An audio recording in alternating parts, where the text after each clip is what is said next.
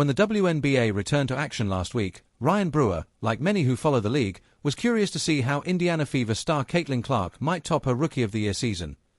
Yet the interest of Brewer, an associate professor of finance at Indiana University Columbus and an expert at valuations, goes beyond Clark's box score averages.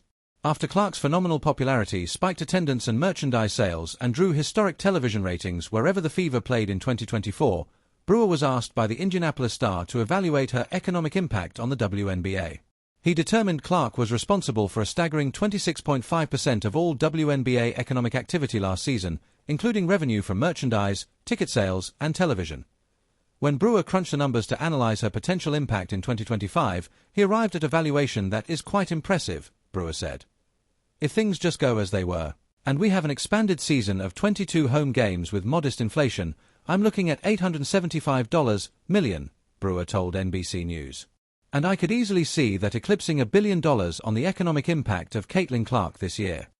The WNBA's 29th season opens at a time when its basketball is impossible to untangle from its bottom line. And Clark has played a propulsive role in both. Anticipating the arrival of the new media revenue, the Players' Union opted out of its collective bargaining agreement with the league last October and will spend the upcoming months negotiating a new deal that the union hopes will lead to higher salaries.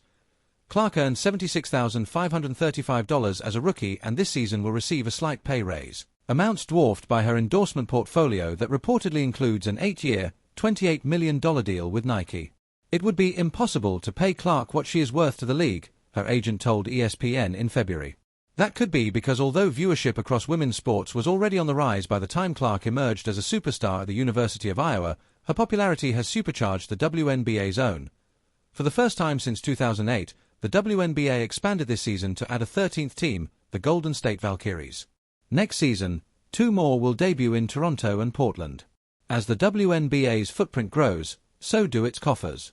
In 2026, the league will enter the first year of an 11-year media rights deal worth a reported $2.2 billion overall that is expected to triple its current media rights while an average of 17,035 fans attended the Fever's 20 home games, more than the city's NBA team, which shares the same arena, averaged over 41 games. Overall WNBA attendance increased from an average of 6,615 in 2023 to 9,807.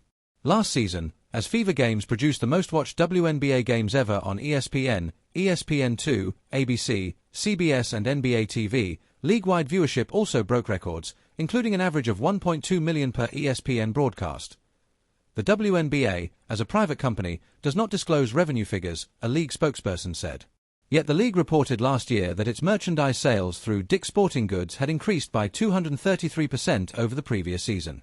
A spokesperson for Fanatics, the WNBA's official e-commerce partner, said that Clark ranks in the top 20 of its top-selling athletes across all sports and 6th among all basketball players, including the NBA. The rising tide associated with Clark continued to lift other boats.